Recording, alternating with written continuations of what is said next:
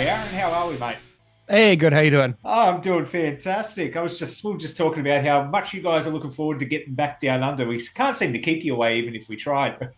Oh no, I'm stoked. Like, what are some fond memories you've had of down here? Because, like I said, you guys do come down here often. We love having you. Is there anything in particular that stands out? Oh, when I go to Australia, got to make sure we do this.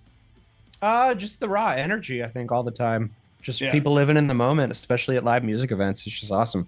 Yeah, it's great vibes, man. Seriously. I don't know. That's probably like a pretty generic and common thing to say, but like we're from California, so it's a very I feel like being from the west coast of the United States and getting out to Australia, there's a similar vibe there. So it really feels like everyone's just positive and having a great time and yeah, dude, it's cool.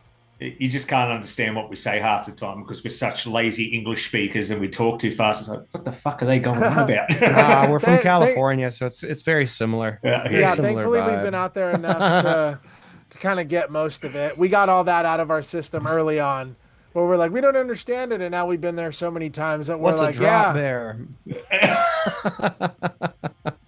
I love the good old drop bear because I've done a few interviews with the Europeans and you mentioned drop bear. They're like, what the hell is that? What's that? So I'm like, okay, I'm just going to keep rolling with Oh, this. Did dude, you guys people, buy people, that? people will legit get concerned.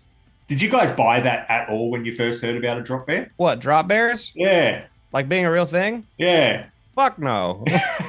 But it's awesome because like sometimes like we all know somebody that would buy it, you Oh know? yeah, So it's like oh yeah, yeah. it's just a good thing to bank, you know? They definitely do. They definitely do. Especially the whole thing about if you put urine on yourself before going out in the wild, you'll be safe. So A 100%. And if it's yours, it works pretty well. But if it's your mates, it works even better. that's it. That's it. You got to have the Yep. different chemical balances. Yep. But that's an interesting start to an interview. I think people are going to like that. But boys, you got the Nowhere to new. go but up. That's it. And you got the new album coming out in just under 2 weeks. You guys stoked to kind of get that out. Like, the singles have been like received extremely well so far. So you guys must be stoked. Oh, definitely. I mean, it's yeah, something that we've been sitting on now for the better part of the year, you know, just getting everything ready on the back end. So it's nice to finally have it like be out in the world, you know. Is that yeah, a absolutely.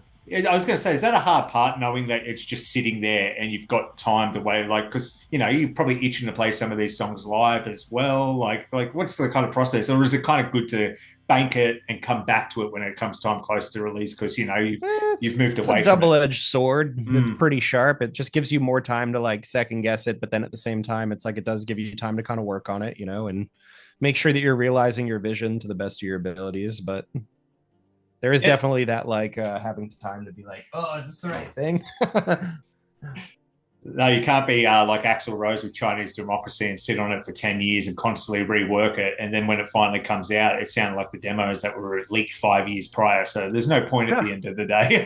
That's crazy. Nah, I've never I heard mean, that record. yeah, Oh, it's just music, man. It's not, like for us, it's like we want to put it out there, but obviously there's, some red tape here and there with labels and stuff like that. But um, I don't know. We would never hold anything like we would never hold our cards too close like that. There's no need, like we just want to share it with people and as soon as we do, we're already, on to the next one, working on new music. And I mean, that's kind of how we're able to put out music so often is because we're always writing yeah. and we True. enjoy the process of writing and recording. And since we've been self-producing these last 3 albums, it's just a much more streamlined process that I feel like is more conducive to creativity when it strikes, as opposed to waiting until the next chunk of time when we have studio time booked out, how it was in the past that like, okay, now's the time. It's like Yeah. like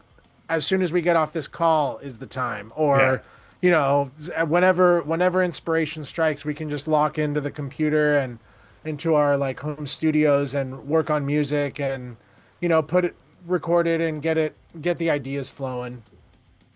That's a beautiful thing. Was it scary when you first approached producing it by yourself for the first time, or were you just kind of itching to be like, finally, we've broken free of those shackles. We can kind of do what we want?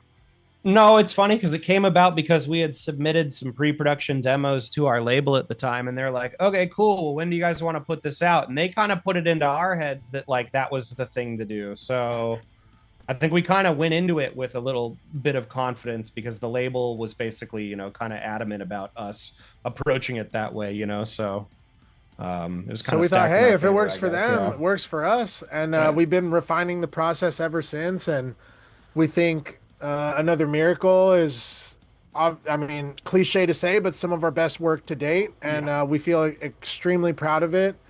And, nowadays we really rely and collaborate so much with each other that we've developed a great workflow and just something that works for us and keeps the music streamlined and the creativity going. And we're able to share this music with our fans in a more streamlined process as opposed to dealing with, um, you know, more red tape, like waiting on the studios or having to reset up or retrack stuff. All those things can just happen more seamlessly now, and it's also more fun. And we take a lot of pride in that aspect of it, knowing that these ideas and everything is coming from our brains onto the record. You know what I Yeah. mean? And not that, and I don't. And that's not to do a slight to any of the producers we worked with or may work with in the future. We're just at a point right now where we're really enjoying this process, doing that with each other, and yeah, and we couldn't have done it without everything that we've learned from the past producers. We still quote them Yeah. when we're tracking or doing things, or hey, what would so and so say? You know what I mean? We reference a lot of the things that we've learned, but a lot of them we treat them and they've treated us like coaches. They Yeah. helped coach us, and they didn't tell us what to do. They just helped us play to our strengths. And Mm. now we kind of do that with each other, and we have a good, great communication in that way, speaking the same musical language. Definitely.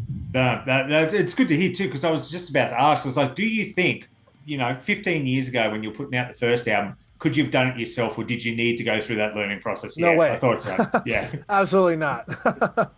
But as we grow and as we evolve as humans, and as people on this planet, I think we learn more. We're always, the musical journey is one that is an always educational. You know what I mean? Mm. With new new technology coming out and new music coming out all the time, drawing inspiration from all points. It's something where the journey for us is very fun. And because we have practiced a lot over the Yeah. years and we have developed our craft and we continue to do that, it's something that we feel like has felt and has become a natural evolution for of Mice and Men. And we feel like we're in a really good place, and we're excited and proud of everything that we've done on Another Miracle. And it's been we've been sitting on it for the better part of 2025, so we're Yeah. just really excited to get it out there and share the rest of this album. It seems to be going on great with the fans so far.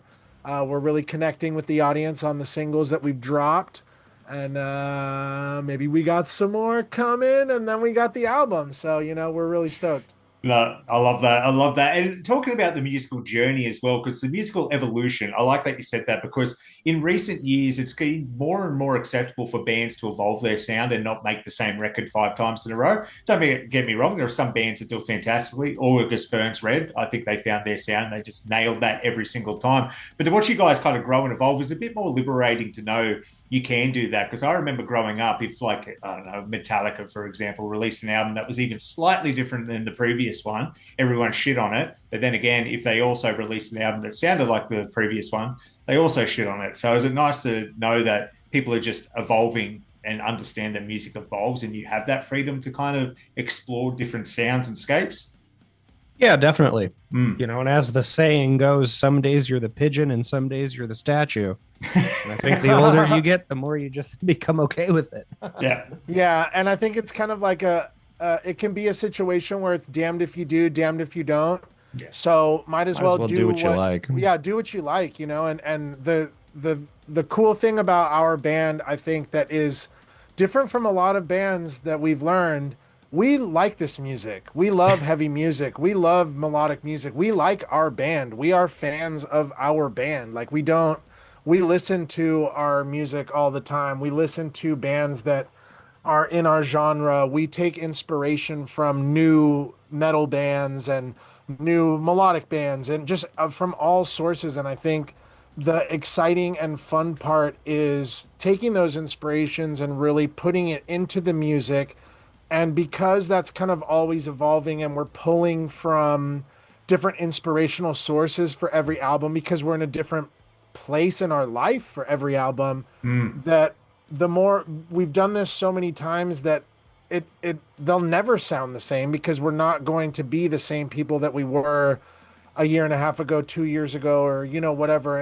And so as that evolves, we're able to, I guess, channel that evolution and that inspiration into new music that feels fresh to us. And when we share it with each other, we're like, oh, hey, that's awesome. Let's chase that idea. Oh, that's cool. That kind of sounds like this, or this must have been the inspiration for this. Like, Yeah. let's expand upon that. And I think because we not only enjoy what we do, but we enjoy the action of creation and doing all that, I think it gives us kind of a leg up, and it's not nearly as difficult as one would think to have the sound evolve while still sounding like the same band, because it is the same Mm. band of people creating the music and using a lot of the same inspiration behind it. Yeah, no, well said, well said. I was just going to say as well, do any of your guys of Mice and Men, does that pop up in your Spotify Wrapped at the end of the year as your top five listen to artists? Yeah. Oh yeah, Number Hell one. yeah. Hell especially yeah. getting warmed up for tours and Yep. stuff. Oh yeah. My Cement is my number one artist on Spotify every year. Well, that's what you got to do at the end of the day. If you're making music and it's music you like making, you'd want to listen to it, wouldn't you? Like, I know I would. That's what I'd be doing. It's a Yeah. pretty good Yeah. litmus test. Yeah, for sure. That is really how we decide. Like, it has to excite us, or we're not putting it out. And there's tons of hundreds of songs at this point that have not made the albums, and it's because we just don't connect with them in a way that we care to share with everybody, and it really has become a very refining process whenever we're creating and deciding what goes on the album. Creating is like, we just do that. We Yeah. write a ton of songs, and a lot of them will connect with us and some of them won't, and maybe they connect with us later down the line. Not particularly this album, but in the past we've pulled up old demos and been like, hey, this kind of resonates with us now, Mm. where back then it didn't. Most, if not all, of Another Miracle is brand new material that we were writing, but that's not always the case, and that's the cool thing about art in general, is maybe it doesn't connect with you at this point, but it might later. And Yeah. that's also the beauty of music too, is sometimes you're not in the right headspace to listen to an aggressive heavy banger, you know what I mean, and you need something more melodic, something more emotive, something that takes you to another realm or feels wavy, you know what I mean? That has like Yeah. just different, makes you feel something different. And I think that is the beauty of music, and being able to craft and put together these albums, especially doing it ourselves. No, Definitely. no, I love that. Ben, does it make it hard because you're passionate about the music? You like the music you've put out, because it's refreshing. I've done other interviews where someone says, no, I hate it all because I've listened to it too much now.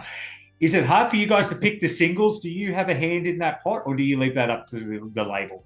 Yeah, I mean, we definitely have a hand in it, because our label has like a lot of deference for us with, regards to our artistic vision of things. Mm. But that being said, like, we sometimes will get lost in the weeds a little bit, so it is worth sort of having somebody tell us.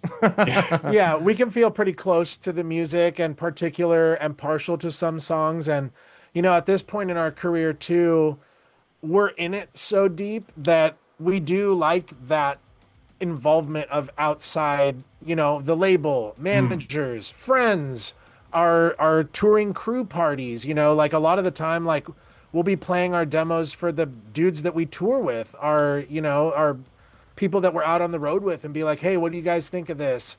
And when we see people get excited for it or for certain songs, we take a mental note of it, and we're like, hey, so and so was really excited about this song, and these other people were about this song, but maybe we weren't, Mm. and they're seeing something a little bit different than we are. So we just, I don't know, it is kind of we enjoy the collaborative process of figuring that stuff out. So we're kind of always open to hearing those sides of the story. And a lot of times when it comes from the label, they're looking at it from a marketing perspective. And hey, how can we, put a spin on this and tell this story? And we're like, oh, that's cool. We didn't think about that. Nice. Yeah, fair play. So it's just kind of neat, especially like on album 9, like we feel like we don't ever want to feel like we've done it all. So like involving some outside influence a little bit on how to roll an album out, or, you know, any part of that process, I think is super fun because you're getting some input on something that is super special. And it's wild with album number 9 now. How do you guys go about crafting the set list? Because you've got to, some things aren't just going to make the cut. Some tours, like, and how many songs have you practiced? Your practice up to get the new stuff into the set as well?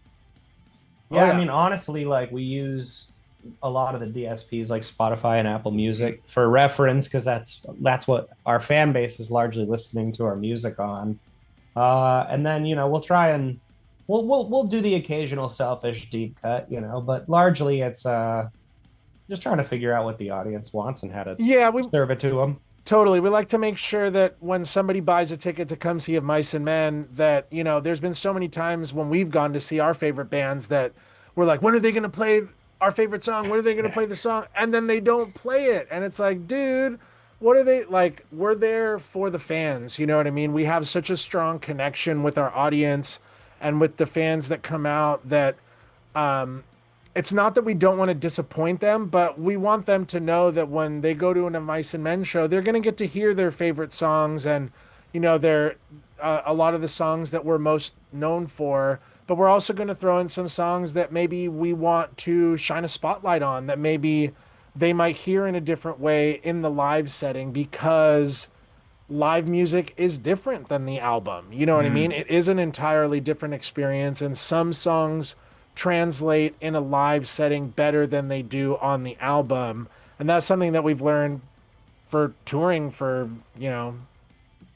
16 years in this band and more than 20 years in all the other bands that we've been in. So you know what I mean? Like we try and look at it from a fan perspective first and foremost, because we are fans of music. So we kind of like, we want everyone to know that when you come out to see Of Mice and Men, you're going to hear the jams. You know what I'm saying? Like, that you can count on that. And we're thinking about the fan experience. We're not just like, I don't know. It's like, it's weird. To me, it doesn't compute to think of it any differently. It's like, it is a fan experience. So it's like, we're always thinking about what the fans want. Yeah. It's not really about us. No.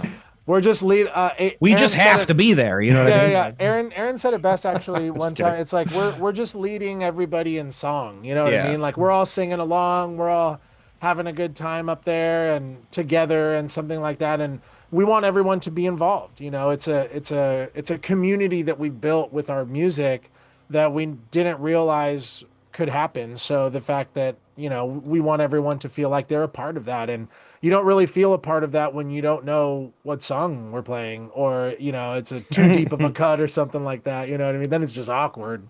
It's awkward for everybody, especially me. Because then we're like, oh, damn, they don't know this one. Like, are you having fun? And they're like, I think. Yeah. It's like, should I know this one? Like, Exactly. Are you guys with me? And they're like, kind of. Yeah. Yeah. When are you going to play that one song? Yeah. It's like, well, you'll hear it. Yeah, for sure. I love that. Speaking of community, what can you tell me about MySpace? Because I only just quickly came across that the other day. I was at MySpace. You know what? I'm just going to save that for the interview before looking into it, because, as a man in his 30s, I grew up on MySpace, of course. So, instant. I don't know if it was good flashbacks, but I definitely had flashbacks in that era. Just all the HTML coding you used to know that you don't know anymore. Yeah. No, it's like our fan community. It's sort of just our own little corner of the internet where we can kind of, post like old archive content and just things that might just otherwise get lost in the ether of the internet. Yeah, we've been a band for 16 years, so we have quite the collection of photos, videos, demos, all kinds of stuff, man. And it's just something that it's for the fan that wants more. You know what I mean? And with social media these days, there's so much out there, And when we think of our band and we think of our fans, we would like to have, if it was our favorite band, we would all probably be signed up if they all had fan clubs, probably for their fan clubs if they were doing something like this, because it's there for the fan that wants more. Yeah. And it's not you don't have to sign up for it. And that you kind of have to sign up for social media. Everyone kind of has to be on Facebook or Instagram because that's where everybody's hanging out. Yeah. But if you want to hang out somewhere else with a community of fans that love the band, and we love the band too. So, we love sharing all this kind of behind the scenes stuff. And we even have a documentary on there that's a bit of a rockumentary that we filmed during the process of making this album. That's just kind of a fun look into a bit of how we are, and also a bit of I guess, I don't know. It's just kind of fun. Yeah. The British call it a piss take. Yeah. Because so many studio documentaries are like, yeah, we were doing this and we were thinking about this and we wanted to mature with this. And we were just like, how can we totally like make fun of that situation? Yeah. And also tease some new music and get some fans excited and kind of do something that's fun. And at this point in our careers, it's all about having fun. You know what I mean? We're already far past the point that we ever thought, being on album 9, not many bands get that far. No. And the only reason why we're that far is because of the fans. So having a special place for them to go and hang out and be amongst other people and get early access to shows and get special merch that like is kind of like throwback style stuff that's not just what's current and cool. It's like, it's kind of, it feeds into a bit of the nostalgia of the band and just some fun stuff. It's a kind of like a retrospective look on the band, as well as, maybe we leak a couple stuff here and there, or we drop a music video early there, or we drop the track listing early and some snippets of music, like it's. I'm pretty sure I announced the birth of my kid there. Because it's like, I don't know. It's like, it's a place where you can do stuff like that. You know what I mean? It's just kind of our place where we can just hang out with our closest or our biggest fans, I guess, or people who are just want to be invested. And it's cool too, because you mentioned it, like there's no segregation between being online and being offline anymore. It's all online. So it's nice for people to have that safe space where they're like, I want to talk about this band I love. And I know everyone else that's in here isn't going to shit on me for liking something, because we're all part of the same community. Totally, yeah. Well, that is a terrible part of the internet. Oh, yeah. We hate. There's a lot of negativity. Oh, yeah. No, there it is. But let's finish on a fun one. Now, hypothetically, you got the Aussie tour coming up next May. If you were to cover an Aussie band song live, just pure fan service at this point, what would you go with? Oh, man. We should throw it back to like a Silverchair song. Ooh, yeah, I was gonna say give it like a good. real heavy spin. You know what I mean? I mean, they were already a pretty heavy band for the time, but do it on some down-tuned guitars. Yeah. I think covering North Lane would be pretty sick. Yeah. Covering Thornhill would be sick. Ocean Grove would be sick. Oh, Ocean Grove. Yeah. Yeah, we'll do a medley. We're really big fans of a lot of Australian artists. And every time we book a tour out there, we can't wait to get out there in hopes that we get some of whatever they're having. You know what I mean? Because there's something about the Aussie bands that really resonates with us, and they have something special. And I think that that's just so cool to get to hear how creative they can get. And we're hugely inspired by a lot of the bands from out there, truth be told. And I think that it's just, we can't wait to get back out there and just kind of get in the mix. And we're coming with our friends Crystal Lake, which is going to be super awesome. And we're stoked to get to tear up the stages with them. And yeah, man, we're happy to get out there again. No, hell yeah. And I think you mentioned that, have some of what they're having. It's because in Australia, every single animal can kill us. So they know they've got to put out the best music they can, because time's short. We never know when that spider's going to be in the shoe and it's game Jesus, over. that's it's terrifying. That and Pie Face. Yeah. Yeah. Pie Face is, Pie Face, yeah. And Lord of the Fries. Yeah, oh yeah. Yeah, we've got some good eats down here. But boys, Yeah. it's been an absolute pleasure. Congratulations in advance on the album launch next week. And we look forward to seeing you down under in May. All the best. Thank you Awesome. so much. You have a good one. I will. Cheers, fellas. Cheers. Bye.